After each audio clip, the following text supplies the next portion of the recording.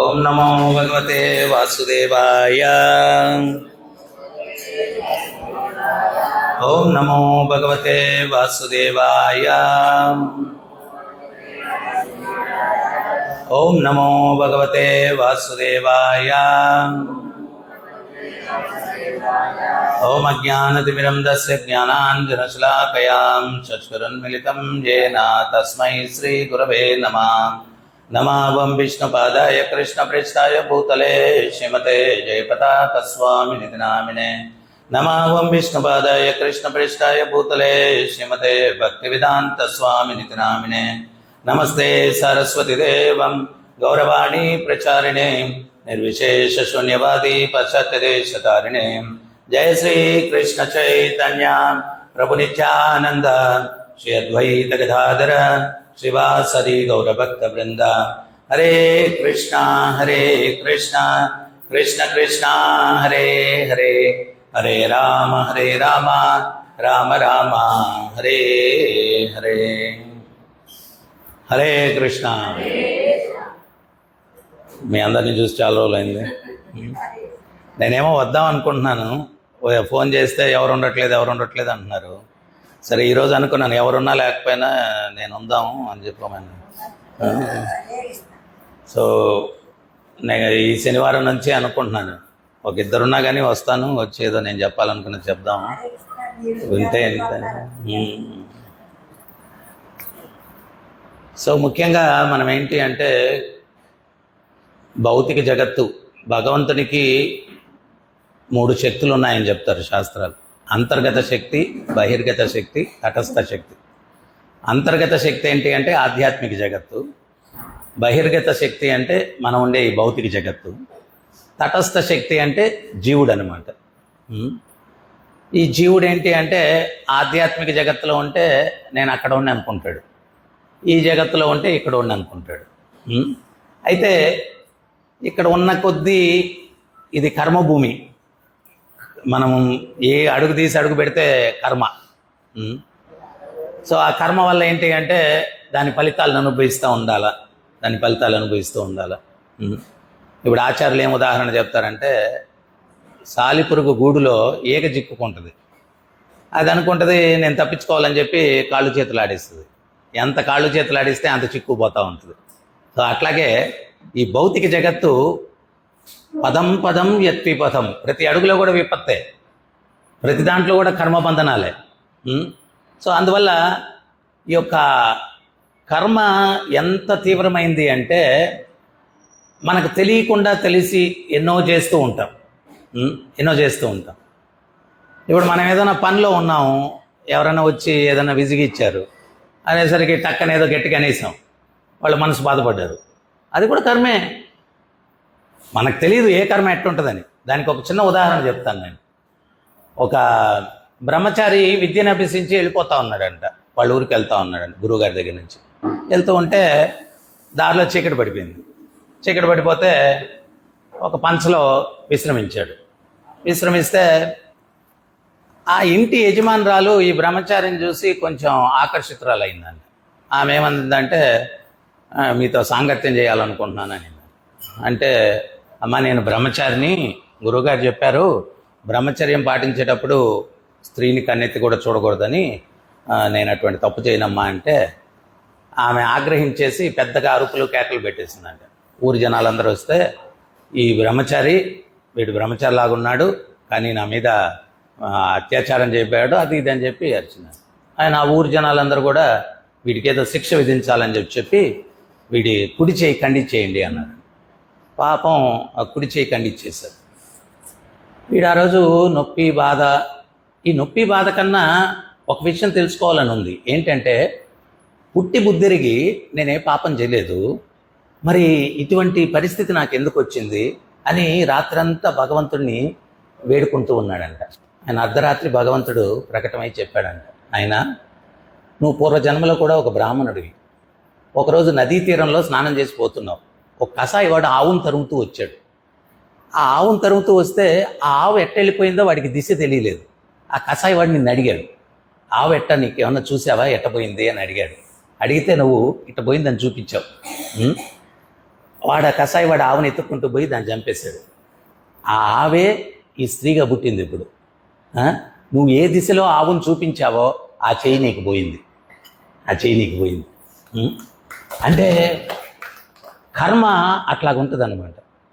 So మనం ఏంటి అంటే చాలామందికి ఇప్పుడు జీవితాల్లో కష్టాలు వస్తున్నాయి.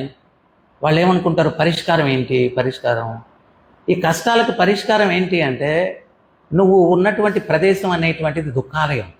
ఇక్కడ ఉండడమే కష్టానికి కారణం. ఈ దుఃఖాలయంలో నువ్వు ఆనందం ఎత్తుక్కున్నా కనిపించదు. ఒకదాని తర్వాత ఒకటి వస్తూ ఉంటుంది, ఒకదాని తర్వాత ఒకటి వస్తూ ఉంటుంది ఈ ప్రపంచంలో. సో భగవంతుడి గీతలో ఏం చెప్తున్నాడు అంటే ఆ బ్రహ్మ భూనాంలోకో పునరావర్తినో అర్జున. బ్రహ్మలోకం నుంచి పాతాళం నుంచి బయటపడి భగవంతుడిని ఎట్లా చేరుకోవాలా అనేదానికి ఉపయోగించాలా.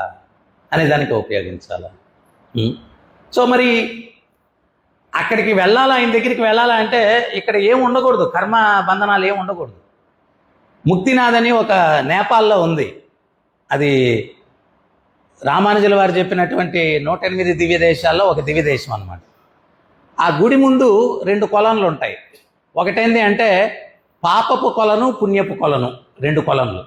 ఆ రెండిట్లో స్నానం చేయాలంట. పాపం బ్యాలెన్స్ ఉండకూడదు, పుణ్యం బ్యాలెన్స్ ఉండకూడదు.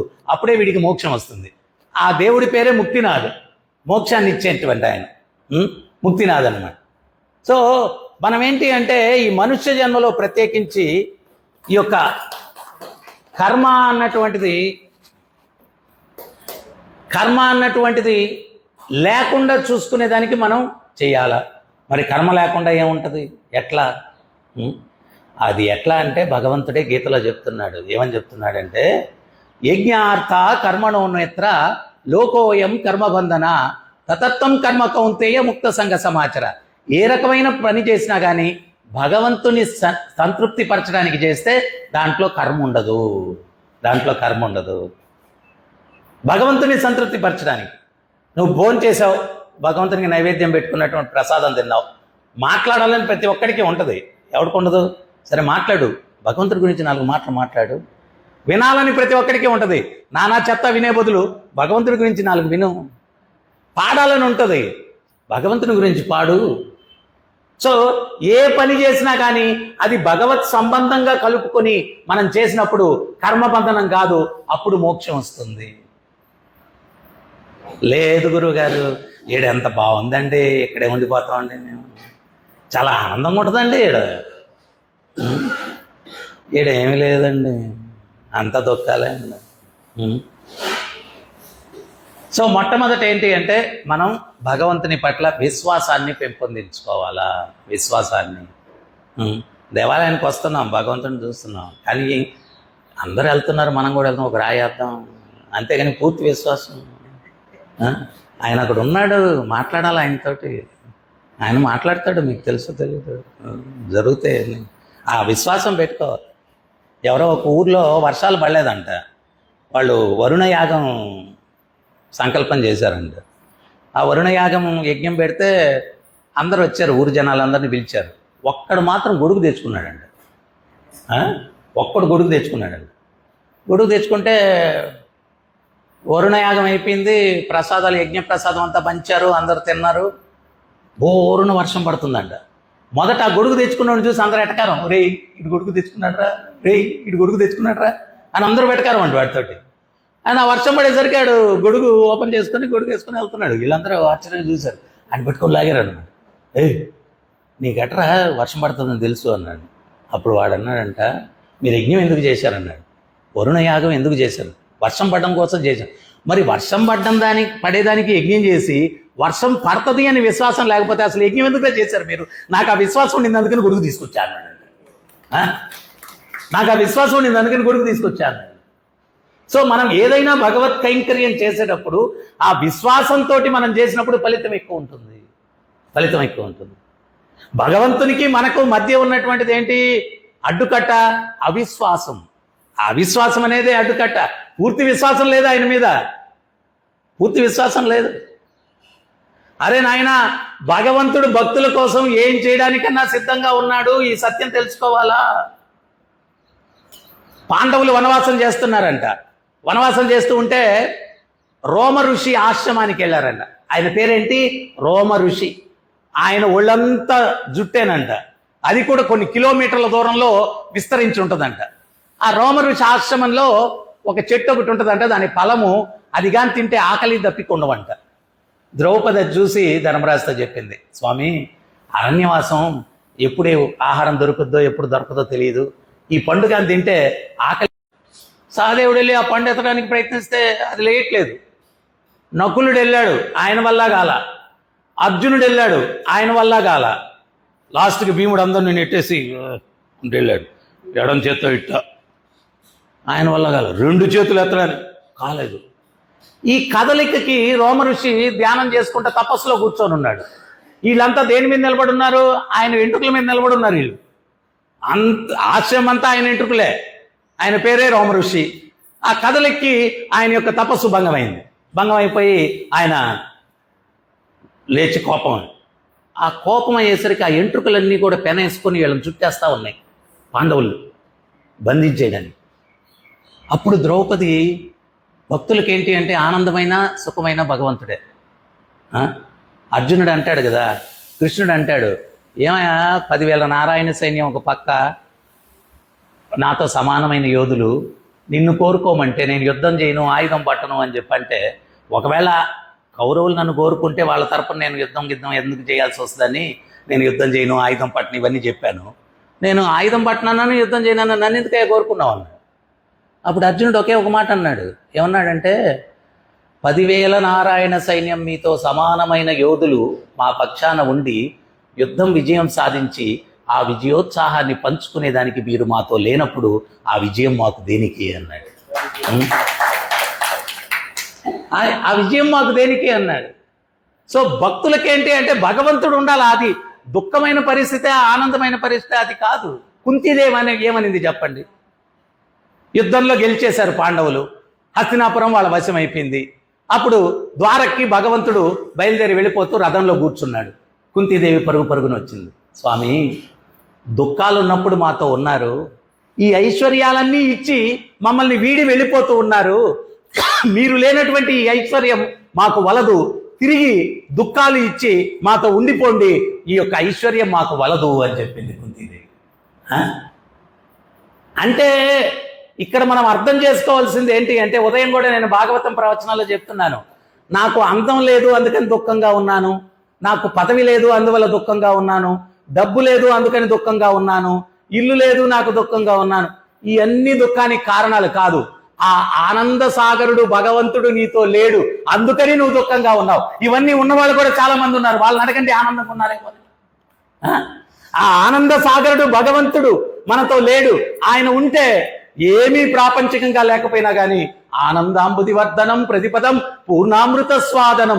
చైతన్య మహాప్రభు చెప్పారు, ప్రతి అడుగులో కూడా పూర్ణ అమృతాన్ని ఆస్వాదిస్తే ఎంత ఆనందం ఉంటుందో భగవత్ చింతనలో అంత ఆనందం ఉంటుంది, నామ సంకీర్తనలో అంత ఆనందం ఉంటుంది అని చెప్పి చైతన్య మహాప్రభు చెప్పారు. ప్రతిపదం పూర్ణామృత స్వాదనం, ప్రతి అడుగులో కూడా పూర్ణ అమృతాన్ని ఆస్వాదించిన ఆనందం ఉంటుంది, ఆనందం ఉంటుంది. ఈ ద్రౌపది ఆ వెంట్రుకలన్నీ పెనేసుకొని వీళ్ళని బంధించబోతూ ఉంటే, హే కృష్ణ నాయనా స్వామి కాపాడు. కృష్ణుడు ప్రత్యక్షమయ్యాడు. ప్రత్యక్షమయ్యి ఏమ్మా ద్రౌపది, ఆశ్రమంలోకి వచ్చినప్పుడు ఆశ్రమంలో గురువుగారి అనుమతి లేకుండా ఏమీ చేయకూడదు. గురువుగారి అనుమతి లేకుండా ఏం చేయకూడదు. నేనేం చేయమంటావు? స్వామి మీరు అట్టంటే ఎట స్వామి, మాకు ఇంకా దిక్కు మీరే. ఆది పురాణంలో ఒక సంఘటన జరుగుతుందమ్మా. ఏంటంటే లక్ష్మీదేవి అంటుంది, స్వామి మీ పాదాలు అంటి పెట్టుకుని ఎప్పుడు సేవ చేసుకుంటుంటాను, ఎవడో పుణ్యక్షేత్రంలో కృష్ణారామ అని పిలిచేస్తే నాకు చెప్పకుండా వెళ్ళిపోతావు కదయ్యా, ఇదేమన్నా న్యాయమా? మీ పాదాలు అంటి పట్టుకుంటూ నేను సేవ చేసుకుంటూ ఉంటే పుణ్యక్షేత్రంలో కృష్ణ నాకేదో కష్టం వచ్చింది అని అనగానే నాకు పెట్టకుండా వెళ్ళిపోతావు, ఇదేమన్నా న్యాయమా అని లక్ష్మీదేవి అంటే, అప్పుడు స్వామి ఏమంటాడు తెలుసా? ఏ దేవి, నా భక్తులకి నేను తప్పించి అన్యులు ఇంకెవ్వరూ తెలియదు, ఇంక నేను వెళ్ళకపోతే ఇంకెవరు వెళ్తారు చెప్పు. నా భక్తులకి నేను తప్పించి ఇంక అన్యులు ఎవరూ తెలియదు, మరి నేను వెళ్ళకపోతే వాళ్ళకి దిక్కెవరు? సో ద్రౌపది, స్వామి రక్షించండి. అప్పుడు కృష్ణుడు అంటాడు, సరే నేనేం చేయమంటే అది చేయాలి, వాళ్ళెత్తి మాట్లాడకూడదు, సరేనా, నా వెనకాల రండి. ముందెళ్ళాడు. రోమఋషి ఎవడో ఆశ్రమానికి వచ్చేసి ఇక్కడంతా కలత పెట్టేస్తున్నాడని కోపంగా లేచాడు. ఆయన భగవంతుడు ఎదురయ్యాడు. భగవంతుడిని చూడంగానే రోమఋషి నమస్కారం చేశాడు. ఆమెను ఆహ్వానించి కూర్చోబెట్టాడు. ఈ లోపల పాండవులు వచ్చారు. ఈయన రోమఋషి వీళ్ళే ఆశ్రమంలోకి వచ్చి అల్లకల్లోలం చేశారు, వీళ్ళని శపించేయాలని ఉద్రిక్తుడైపోయాడు. భగవంతుడు అది గమనించి ఏం చేశాడో తెలుసా? పాండవుల్ని చూడంగానే భగవంతుడు సాష్టాంగ నమస్కారం చేశాడు ఆ ధర్మరాజుకి, వీళ్ళందరికీ కూడా. భగవంతుడే వీళ్ళకి సాష్టాంగ నమస్కారం చేశాడంటే వీళ్ళెవరో మహానుభావులు అని చెప్పి ఈ రోమరుచి కూడా శపించాలనుకున్నటువంటి వ్యక్తి ఈయన కూడా సాష్టాంగం చేశాడు. నమే భక్త ప్రణశ్యతి. భగవంతుడు చెప్తున్నాడు, అర్జున ప్రపంచానికి చెప్పు, నా భక్తుడు నష్టపోడని చెప్పు, ప్రపంచానికి చెప్పు. నేను చెప్తే నమ్మరు, మీ భక్తుల కోసం అప్పుడప్పుడు మాట తప్పుతుంటా నేను, అందుకని నువ్వు చెప్పు. నమే భక్త ప్రణశ్యతి, నా భక్తుడు నష్టపోడని చెప్పు. భగవంతుడు బ్రహ్మ కడిగిన పాదము, అఖిలాండ కోటి బ్రహ్మాండాల్లో ఆయన్ని సేవించుకుంటూ ఉంటారు. కానీ తన భక్తుల్ని కాపాడడం కోసం ఈయన సాష్టాంగ నమస్కారం చేశాడు. ఈయన రోమఋషి కూడా చేశాడు. మళ్ళా లేచిన తర్వాత రోమఋషి మళ్ళా ఇట్టున్నాడు. మళ్ళా గమనించాడు భగవంతుడు వినమ్రతతో చేతులు జోడ్చి, ధర్మనందన అందరూ కుశలముగానే ఉన్నారా? ఎప్పుడైతే భగవంతుడు మళ్ళా ఇటు చేతులు జోడించి వినమ్రతతో ఇటు నిలబడ్డాడో అప్పుడు రోమఋషి కూడా ఇటు నిలబడ్డాడు. అప్పుడు రోమఋషి అన్నాడు, భగవంతుడు అన్నాడు, ధర్మానికి ప్రతిరూపాలైనటువంటి కుంతీపుత్రులు పాండవులు మాయాజూదంలో సర్వము కోల్పోయారు, అరణ్యవాసం చేస్తున్నారు. మీ ఆశ్రమంలో ఉన్నటువంటి ఆ దివ్య ఫలాన్ని వీళ్ళకు బహుమతిగా ఇవ్వండి అన్నాడు. అప్పుడు రోమఋషి భగవంతుడి మాటలకు అంగీకరించి ఆ యొక్క ఫలాన్ని పాండవులకు ఇవ్వడం జరిగింది. అంటే ఆ భగవంతుడు భక్తులు, శరణాగతులు, వాళ్ళ కోసం తన యొక్క స్థితి, స్థాయి అన్నీ మర్చిపోయి ఆయన ఏం చేయడానికన్నా సిద్ధంగా ఉన్నాడు భగవంతుడు. అటువంటి దేవదేవునికి శరణాగతి పొంది ఆయన్ను సేవించుకుని తరించడం కోసం ఈ విలువైనటువంటి మనుష్య జీవితాన్ని మనం పొందాము. అందుకనే ఆచార్యులు చెప్తున్నారు, దుర్లభ మానుష్య జన్మ హాని మాడి వేడ వృక్ష ప్రగల. ఈ మనుష్య జన్మ దొరకడమే దుర్లభం, దాన్ని వృధా చేయొద్దు పిచ్చి వాళ్ళల్లారా. 80 లక్షల యోనుల్లో నుంచి ప్రయాణించిన తర్వాత చివరిగా మనుష్య జన్మ లభిస్తుంది. చాలా విలువైనటువంటిది. పురందరదాస్ చెప్తాడు, స్వామి ఎత్తని జన్మ లేదు, తిరగని ప్రదేశం లేదు, తినని తిండి లేదు. ఈ జన్మలోనే నీ భక్తి కొంచెం లభించింది, దాంట్లో పూర్ణత్వాన్ని పొందడానికి అనుగ్రహించవయ్యా అంటాడు. అంటే ఒకప్పుడు మనం అమెరికాలో పుట్టాం, ఒకప్పుడు పాకిస్తాన్లో పుట్టాం, ప్రస్తుతానికి భారతదేశంలో ఉన్నాం. ఎత్తని జన్మ లేదు, తిరగని ప్రదేశం లేదు, తినని తిండి లేదు. మనకి హల్వా చాలా బాగుంటుంది, కానీ పందికి హల్వా ఇష్టం లేదు, అది తినే తిండి వేరే. దానికి అది అపురూపం, మనకి ఇది అపురూపం. అందుకనే పురంధరరాజు చెప్తాడు, తినని తిండి లేదు, అన్ని తిండ్లు తినేసాం, అన్ని జన్మలు ఎత్తేసాం, అన్ని ప్రదేశాలు తిరిగేశాం, కానీ హరిభక్తి ఈ జన్మలోనే లభించింది. దయచేసి దాన్ని పూర్ణత్వం లభించేటట్టుగా అనుగ్రహించు స్వామి. పూర్ణత్వం లభించు. తర్వాత చెప్తారు మహాభారతంలో, ఆహార నిద్రాభయమైతునంశ సమన్వవేతాం పశుభీ నరాణం ధర్మోహితేశో అధికో విశేషో ధర్మేన హీన పశుహీ సమాన. ఆహారం భుజించడం, నిద్రించడం, కొట్లాడడం, సంపర్కం చేయడం, సమన్వవేతాం పశుభీ నరాణం. ఈ 4 ప్రక్రియలు మనిషి చేస్తాడు, జంతువు చేస్తుంది. మరి మనిషి ఎప్పుడు ఉన్నతుడవుతాడు? ధర్మోహితేశో అధికో విశేషో. ధర్మాన్ని ఎప్పుడైతే పాటిస్తాడో అప్పుడు ఉన్నతుడవుతాడు. ధర్మేన హీన పశుహీ సమాన. ధర్మాన్ని పాటించకపోతే వీడికి జంతువుకి వ్యత్యాసం లేదు. ఈ 4 ప్రక్రియలు చేస్తూ జీవితం గడిపేస్తాడు. మరి ధర్మం ఏంటి? చక్కెర యొక్క ధర్మం తీయగా ఉండడం, ఉప్పు యొక్క ధర్మం ఉప్పుగా ఉండడం, ఆత్మ యొక్క ధర్మం పరమాత్మను సేవించడం. ఇది ధర్మం. మనం ఎందుకు అసంతృప్తిగా ఉన్నాము అంటే మన సహజ ధర్మానికి విరుద్ధంగా ఉన్నాం. చేపను నీటిలో నుంచి బయటకు తీసి పంచపక్ష ప్రమాణాలు పెట్టండి, ఎయిర్ కండిషన్ రూమ్ ఇవ్వండి, దూరదర్శనం చూపించండి, కొద్ది క్షణాల్లో చనిపోతుంది. ఎందువల్ల? దాని సహజ స్థితి నీళ్ళలో ఉండడం. మనం ఎందుకు ఇన్ని ఫెసిలిటీస్ ఉన్నా కానీ సంతృప్తి చెందట్లేదు అంటే ఆత్మ సహజ స్థితి ఏంటి అంటే పరమాత్మను సేవించడం. అందుకని సంతృప్తి లేదు. జీవేర స్వరూపోయ్ నిత్యేర కృష్ణదాస్. జీవుని యొక్క స్వరూపం ఏంటి అంటే నిత్యం ఆ కృష్ణుని సేవించుకునేది జీవుని యొక్క స్వరూపం. సో అందువల్ల మనం ఏంటి అంటే, మీరందరూ మందిరానికి వచ్చి భజనలు దీంట్లో పాల్గొంటున్నారు, జపం చేస్తున్నారు. జపం కూడా తీవ్రంగా చేయాలి. సో నెక్స్ట్ వీక్ నుంచి సాటర్డే నేను రాజమండ్రిలో ఉంటే ఖచ్చితంగా వస్తాను. వచ్చి మీరు నాకు ఇచ్చే అవకాశం ప్రవచనం చెప్పడానికి.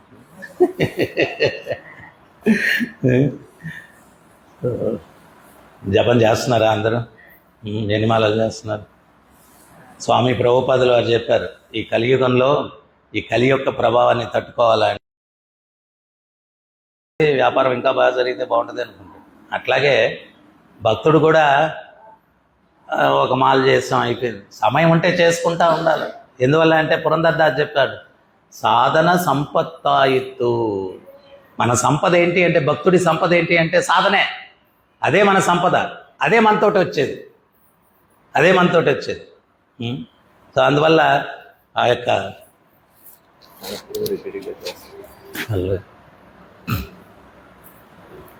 అందువల్ల మనం ఏంటి అంటే ఆ యొక్క సాధనకి మనం ప్రాముఖ్యత ఇచ్చి భగవద్భక్తిలో మీ పనులు అవి చేసుకోండి. ప్రతి ఒక్కరికి సమయం కొంచెం మిగులుతుంది. మరీ టీవీలో జీవితం అనుకోకుండా. మొన్న ఒక ఆయన చెప్తా ఉన్నాడు, మాకే బోల్డని కష్టాలు ఉన్నాయి స్వామి, మామిడ సీరియల్ పెట్టుకొని దాంట్లో వచ్చే ఏడుపులన్నీ ఈమె ఏడుస్తూ అంటుంటుందంట. కళ్ళలో నీళ్ళు కారుస్తుంది. ఇది మొదలేదానికి బీపీ ఉంది, ఎక్కడ గుండె ఆగిపోద్దని నాకు భయం. సో ఎందువల్లంటే భాగవతం ఒక విషయం చెప్తుంది, మనుష్య జన్మలో సమయం యొక్క విలువ తెలిసిన వాడే తెలివైన వాడంట.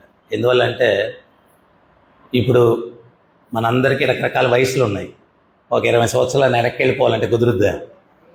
కుదరదు కదా. నేను ఇంతకుముందు ఒక కథ చెప్పాను. ఒకడు వేశ్యాలోలుడు ఉన్నాడంట. వాడు వేశ్యను కలవడానికి వెళ్తూ నదిని దాటాలంట. దాని మీద ఒక చిన్న తాటి కాండం వేస్తున్నారు వంతెనలాగా. దాని మీద నడిచిపోతున్నాడు, చేతి నిండుకు పూలు పట్టుకున్నాడు. ఒక పువ్వు నీళ్ళలో పడిపోయిందంట. వాడు వెటకారంగా, ఇంక నీళ్ళలో పడి కొట్టుకుపోయేది రాదు కదా, కృష్ణ అర్పణం అన్నాడంట వెటకారంగా. వాడు చచ్చిన తర్వాత యమధర్మరాజు దగ్గరికి తీసుకెళ్ళారంట యమకింకరులు. చిత్రగుప్తుడిని యమధర్మరాజు చెప్పాడు, వీడి కథ చూడవా అన్నాడు. వీడంత పాపి ఇంకెవడు ఉండడు, కానీ ఒక్కసారి జీవితంలో కృష్ణార్పణం అన్నాడంట. అంటే యమధర్మరాజు అన్నాడంట, ఒరే ఒక్కసారి కృష్ణార్పణం అన్నదానికి 10 నిమిషాలు స్వర్గంలో ఉండొచ్చు, ఇంకా మిగిలిన టైం అంతా ఇక్కడ పర్మనెంట్, నువ్వు సెటిల్మెంటెడే. మరి నువ్వు మొదట ఇక్కడ నరకంలో అనుభవించేసి 10 నిమిషాల తర్వాత అనుభవిస్తావా, లేకపోతే ముందు 10 నిమిషాలు అక్కడ అనుభవించేసి ఇక్కడ అనుభవిస్తావా అన్నాడంట. వాడు కొంచెం తెలివైనడు, మొదట 10 నిమిషాలు స్వర్గంలో అనుభవించేస్తానండి అని. సరేనని చెప్పి వాడిని పుష్ప విమానంలో ఎక్కించుకొని స్వర్గానికి తీసుకెళ్తున్నాడు. వీడు మనసులో అనుకుంటున్నాడంట, ఓరే కృష్ణార్పణం అంటే ఇంత పవర్ ఉందా, ఈ విషయం తెలుసుంటే ఇంకొన్నిసార్లు అని ఉండేవాడిని కదా, ఎంత పొరపాటు అయిపోయింది. ఇప్పుడు పెద్దవాళ్ళు చెప్తారు, చేతులు కాలిన తర్వాత ఆకులు పట్టుకుని ఉపయోగమే ఉంది అని. ఇప్పుడు ఉండే సమయం అంతా మనం ఎవరైనా చెప్తే భగవంతుడి కోసం వినియోగించండి వినియోగించకుండా పిచ్చి పిచ్చి గడిపేస్తాం. లాస్ట్లో వీళ్ళలాగా పశ్చాత్తాపడి ఉపయోగమే ఉంది అయిపోయింది. వాడు ఆ పుష్ప విమానంలో స్వర్గంలోకి వెళ్ళేంత వరకు అట్ట అనుకుంటున్నాడంట. స్వర్గంలోకి పుష్ప విమానం వెళ్ళి ఒక ఉద్యానవనంలో ఆపారంట. ఆపంగానే ఎగిరి దూకేసి అక్కడ ఒక చెట్టు నిండుకు పూలు పూస్తున్నాయంట. ఈ వెళ్ళిపోయి ఆ బరబరబర పూలన్నీ కోసేసుకొని చేతిలో పట్టుకొని కృష్ణార్పణం కృష్ణార్పణం కృష్ణార్పణం కృష్ణార్పణం కృష్ణార్పణం కృష్ణార్పణం కృష్ణార్పణం కృష్ణార్పణం కృష్ణార్పణం. మీరు కూడా అనండి, ఏమన్నా ఫలితం వస్తుంది. కృష్ణార్పణం కృష్ణార్పణం కృష్ణార్పణం కృష్ణార్పణం కృష్ణార్పణం కృష్ణార్పణం కృష్ణార్పణం 10 నిమిషాలు ఎన్నిసార్లు అనగలరు అన్నిసార్లు అనేసాడు. పర్మనెంట్గా నువ్వు స్వర్గంలో ఉండిపోవచ్చు అన్నాడు. సో ఈ రకంగా దొరకునా ఇటువంటి సేవ, చెడని పదార్థము హరిసేవ. అందువల్ల మీరు రోజు భగవత్ నామం చేయండి.